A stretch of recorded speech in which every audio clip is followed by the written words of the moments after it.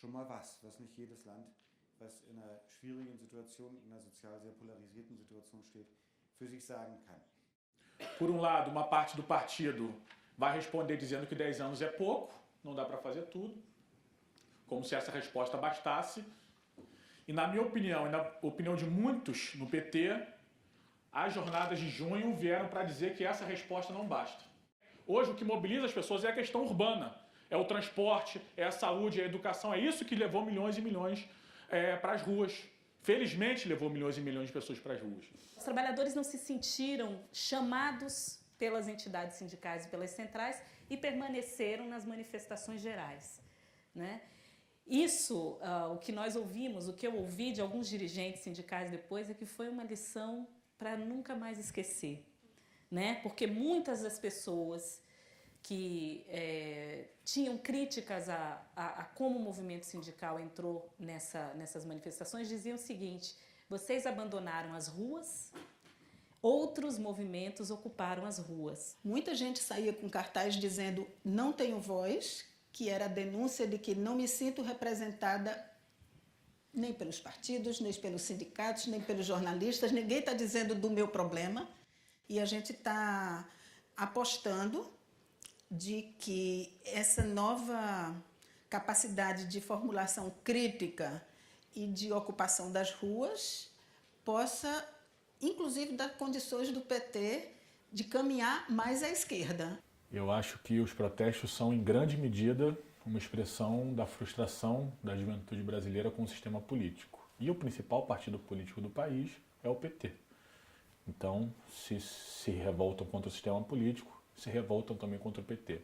As contradições estavam dadas porque o governo tem políticas contraditórias, que ao mesmo tempo que favorece mudanças e câmbio para pessoas muito pobres, mas também não melhorou significativamente os serviços de saúde, nem de educação, por exemplo. E essas contradições são expressas pelos protestos. O grande problema no Brasil é que nós pagamos o imposto e não recebemos o serviço de volta. Nós pagamos um imposto alto, mas precisamos colocar os filhos em escolas particulares, precisamos ter saúde privada, precisamos ter um carro, porque você não tem um transporte público de massa, de qualidade, né? Então, o grande problema é a qualidade dos gastos. Temos a seguinte dúvida, nós os economistas: bom, se com tanto estímulo, com tanta desoneração, com tanta isenção a economia não anda, precisamos mudar o tipo de incentivo, o tipo de política que está sendo feito, né? E aí há uma crítica a uma certa demora, talvez, né, do governo tentar essa mudança de rota em relação à política econômica. O sistema político não se alterou pelo fato de ter um operário na presidência, como foi Lula, ou ter uma mulher na presidência, como é Dilma. A gente ainda luta pela reforma no sistema político para que seja mais democrático e acessível e mais representativo da diversidade da população brasileira. Mas entre 20 e 40 milhões de pessoas tiveram pela primeira vez na vida uma entrada no mercado de trabalho e uma entrada no mercado de consumo. Essas milhões de pessoas estão sendo chamadas por determinados setores de nova classe média, por outros setores, aos quais eu me incluo, de nova classe trabalhadora. E por outro lado, o mercado, é importante falar que é uma nova classe média porque ele vai reduzir esse processo de ascensão social de milhões de pessoas a uma questão de consumo. Mas amplos setores da esquerda, e a maioria do PT, e isso é interessante, nesse caso o PT está contra o governo, estão falando em nova classe trabalhadora.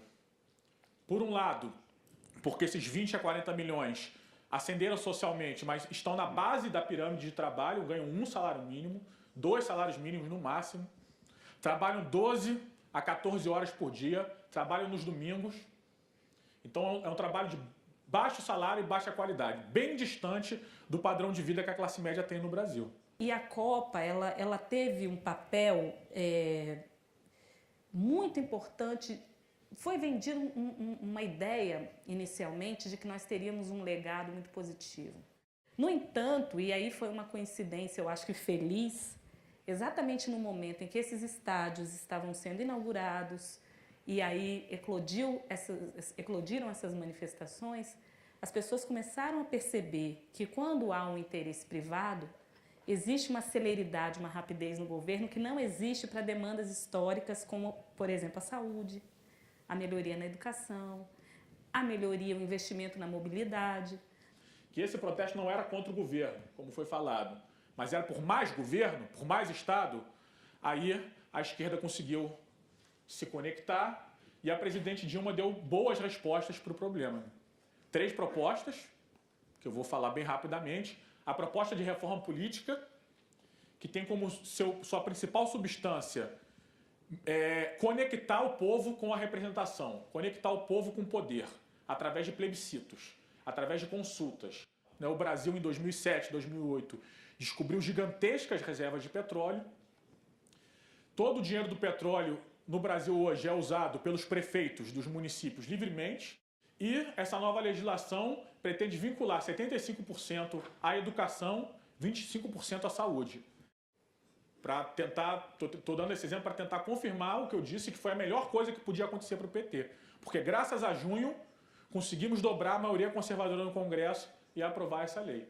E a terceira proposta é o programa chamado Mais Médicos, onde o Brasil está importando, já chegaram no Brasil, cerca de 3 mil médicos estrangeiros para atender os pobres nas grandes periferias das cidades, nas favelas, e a população que mora nos interiores, na Amazônia, no Nordeste, porque o Brasil não tem carência de médicos, pelo contrário, mas os nossos médicos brancos de elite só querem trabalhar nos bairros de elite das grandes cidades para ganhar dinheiro. O que foi bonito foi de assistir à revitalização das pessoas indo para as ruas manifestar suas opiniões contra ou a favor. Isso trouxe um reacender de pensamento crítico na população que está sendo muito bom. São jovens que estão descobrindo a política porque recém descobriram o mundo dos direitos, têm com seu primeiro emprego, recém descobriram o mundo da informação porque entraram na universidade pela primeira vez, numa família, uma família de 6, 7 gerações. Pela primeira vez tem um jovem na universidade. Então essas pessoas estão querendo mais. Estão querendo mais não da direita. Isso é que é interessante. Estão querendo mais da esquerda, daqueles que defendem o Estado, daqueles que defendem a justiça social. Então se o PT conseguir, e eu acho que em alguma parte conseguiu se conectar com esse sentimento, se a classe trabalhadora do Lula, operária, metalúrgica, do funcionalismo público, conseguir se conectar com essa nova classe trabalhadora, diversa, múltipla, que trabalha no comércio, que tem tripla jornada de trabalho, se essa conexão acontecer, tenho certeza que teremos mais 10, 15, 20 anos de mudanças virtuosas no Brasil, independente de quem esteja no governo, independente se o PT ganha ou não a eleição, porque é uma sociedade que não vai aceitar mais o retrocesso. Essa é a minha esperança e por isso eu acho que junho foi a melhor coisa que podia acontecer para o PT e para a esquerda brasileira.